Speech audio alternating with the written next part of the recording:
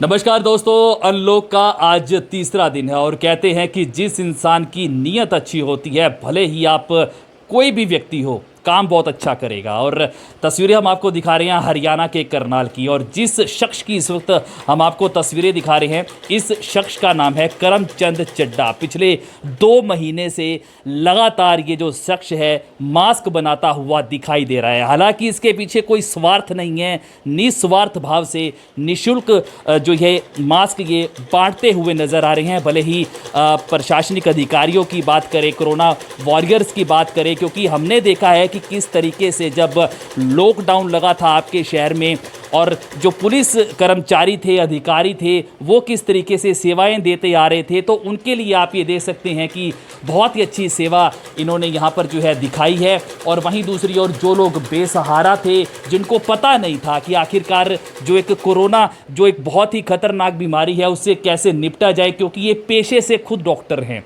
आप ये देख सकते हैं कि हिंदुस्तान में शायद ये पहली तस्वीर ऐसी आई होगी कि एक डॉक्टर खुद यहाँ पर जो है मास्क बना रहा है।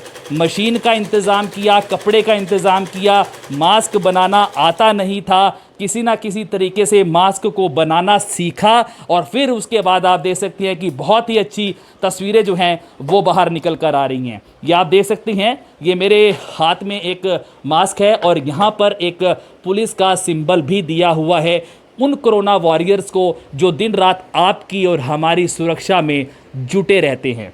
और वहीं दूसरी ओर ये देख लीजिए, ये इनका परिवार है, इनकी धर्मपत्नी है, 2 इनके बच्चे हैं, और दिन रात जो है सेवाएं देते आ रहे हैं।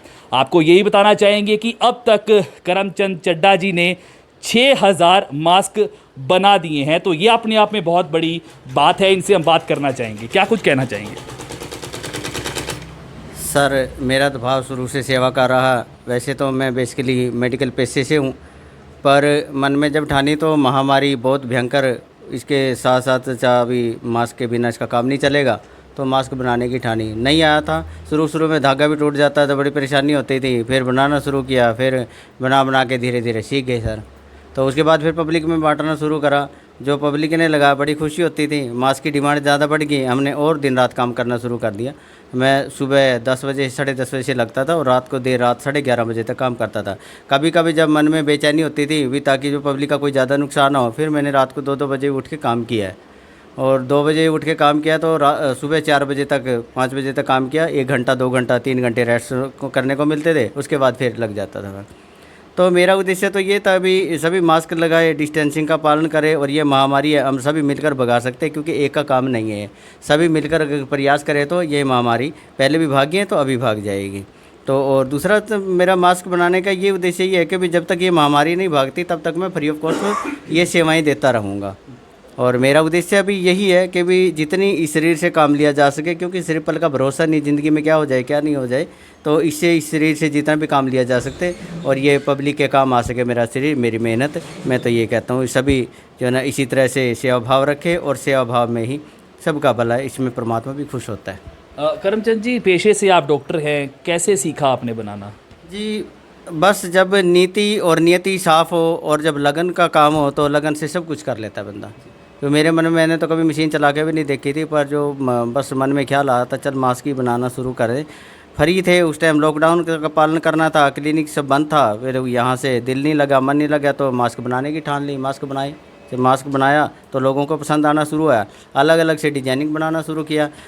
पुलिस प्रशासन के लिए बनाया, CMO ऑफिस में हमने मास्क भेजे, बना के भेजे, रेड क्रॉस का सिंबल लगा के भेजे, रेड क्रॉस का बनाया। और ब्लड बैंक में मास्क भेजे, ब्लड बैंक में बहुत अच्छे से तिरंगा मास्क बनाया, अशोक चक्कर लगा के बनाया। पब्लिक को, प्रशासन अधिकारियों को, पुलिस प्रशासन को, सभी को बिल्कुल फ्री ऑफ कॉस्ट वितरित किए सेवा भाव से। और दूसरा जो है ना एक शीशे वाला मास्क है, अभी मैंने तैयार नहीं किया क्योंकि उसकी बहुत डिमांड रहती है, साथ के साथ ले चले जाते हैं। और डायरेक्ट संक्रमण से बचने के लिए मैंने एक शीशा लगाया था, वो चले जाते साथ के साथ। दूसरा, जैसे जैसे भी रिक्वायरमेंट रहती है, कपड़ा मैं बिल्कुल साफ़ कपड़ा लेके आता हूँ वॉश करके, क्योंकि सबके मुंह पे डायरेक्ट लगना है। और मैं हमेशा स्वच्छता का तो पूरा ध्यान रखता हूँ। कमरा भी 2-3 बार सैनिटाइज होता है। हम हाथ वॉश करते रहते हैं। कमरे के अंदर जूते लेके हम नहीं जाते, क्योंकि जो है जितनी हम स्वच्छता रखेंगे और दूसरे के मुंह पे लगेगा जाके, इसमें परमात्मा भी खुश होता है। करमचंद जी, कहाँ से प्रेरणा मिली आपको? प्रेरणा तो हमें जो संत निरंकारी मिशन से जुड़े हैं, शुरू से 88 से निरंकारी मिशन में आए थे, तब से ये सेवा भाव वहाँ सिखाया जाता है। और जब सेवा करते हैं तो मन बड़ा लगता है और इसमें हमें बड़ा आनंद आता है सेवा करने में। मैं कभी देखता नहीं, अपने शरीर का ध्यान कभी नहीं रखता, नहीं मुझे कोई इसके पीछे ये नहीं, मेरा कोई उद्देश्य नहीं, मैं सिर्फ फ्री ऑफ कॉस्ट ये सेवाएं देता रहता हूँ। और अब से सेवाएं नहीं दे रहा मैं, वैसे तो विभिन्न प्रकार की 96 से सेवाएं दे रहा हूँ। कभी ब्लड डोनेशन का काम किया, कभी मेडिसिन का काम किया, कभी कुछ करता रहता हूँ और मुझे इतने में बहुत संतोष है। तो आप ये दे सकते हैं कि किस तरीके से करमचंद चड्ढा जी से हमने बात की है और लगातार जो ये आप मकान देख रहे हैं ये किराए का मकान है दोस्तों, और किस तरीके से यहाँ पर जो है सेवाएं देते हुए अवश्य नज़र आ रहे हैं। करमचंद चड्ढा जी ने हमें बताया कि वो संत निरंकारी मिशन से पिछले काफ़ी सालों से जुड़े हुए हैं, 1988 से जो है संत निरंकारी मिशन से जुड़े हुए हैं। और वहीं दूसरी ओर करनाल की और भी अन्य संस्थाओं को भी हम दिल से सैल्यूट करना चाहेंगे। जब आपके शहर में लॉकडाउन था, किस तरीके से करनाल की सामाजिक संस्थाओं ने बहुत ही अच्छा काम किया, भले ही निर्मल कुटिया की बात करें, डेरा कार सेवा की बात करें या फिर और अन्य गुरुद्वारों की बात करें, तो बहुत अच्छी सेवाएं देखने को मिली थी। और वहीं दूसरी ओर कुछ ऐसे लोग भी हैं जो अपना क्लिनिक बंद करने के बाद किस तरीके से यहाँ पर जो है मास्क बनाने की सेवा जो है वो देते आ रहे हैं। इनका परिवार देख लीजिए, इनकी धर्मपत्नी जी से हम बात करना चाहेंगे। क्या नाम है जी आपका? सर मेरा नाम बिंदु जी, क्या कुछ कहना चाहेंगे? सर मैं यही कहना चाहूँगी, हम इतनी मेहनत से मास्क बना रहे हैं, कृपया आप इनको मास्क लगा के घर से बाहर निकलिए। और ये जो बीमारी आई है कोरोना महामारी, ये बहुत खतरनाक बीमारी है, मास्क लगाइए और सुरक्षित रहिए, घर से बाहर मास्क। कितने मास्क बना लिए आपने? सर 6000 से ऊपर मास्क हम बना चुके हैं। 6000 के ऊपर मास्क। ये दोनों बेटे आपके हैं? हाँ जी, हाँ जी। क्या बेटा, क्या नाम है आपका? मेरा नाम हार्दिक है जी। क्या करते हो आप यहाँ पे? मैं यहाँ फिनिशिंग करता हूँ जी मास्क की। कब से कर रहे हो? जब से लॉकडाउन शुरू हुआ है उसके 1-2 दिन बाद से हमने मास्क बनाना स्टार्ट कर दिया था जी। कौन सी क्लास में पढ़ते हो बेटा? मैं 8th क्लास में पढ़ता हूँ जी। आपका क्या नाम है बेटा? रोबिन है जी माँ। कब से मास्क बना रहे हो? जब से लॉकडाउन शुरू हुआ है उसके 1-2 दिन बाद से मास्क बनाना शुरू कर दिए हैं। क्या मिशन है तुम्हारा?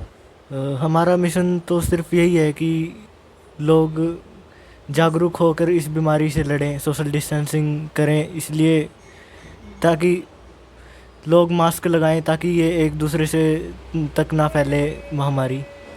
तो आप ये देख सकते हैं कि ये इनका परिवार है और किस तरीके से यहाँ पर जो है बखूबी सेवाएं जो है देता हुआ अवश्य नज़र आ रहा है। तस्वीरों को आप शेयर अवश्य कर दीजिए, क्योंकि इस तरीके की जब तस्वीरें सामने निकल कर आती हैं तो प्रेरणा अवश्य मिलती है। वहीं दूसरी ओर करनाल की और भी तस्वीरें हमने आपको दिखाई थी, किस तरीके से लोग आधी रात को, जी हाँ 11 बजे की भी तस्वीरें दिखाई थी, 12 बजे की भी दिखाई थी, किस तरीके से जानवरों को खाना खिलाया जा रहा था। और ये जब तस्वीरें निकल कर आती हैं तो प्रेरणा अवश्य मिलती है। और शायद ही आपने ऐसी तस्वीरें देखी होंगी कि एक डॉक्टर अपना क्लिनिक को छोड़कर, हालांकि क्लिनिक में काम कर रहे हैं, जब इनको समय होता है क्लिनिक में भी जाते हैं। और आपको ये भी बताना चाहूँगा कि इससे पहले बहुत सेवाएं की हैं इन्होंने, जैसा कि इन्होंने हमें बताया कि संत निरंकारी मिशन से ये जुड़े हुए हैं, वॉलेंटियर हैं, इनका जो परिवार है संत निरंकारी मिशन से पिछले काफ़ी सालों से ये सेवाएं देते आ रहे हैं। और ये उसी का ही आप दे सकते हैं परिणाम है। और यहाँ पर जो है किस तरीके से एक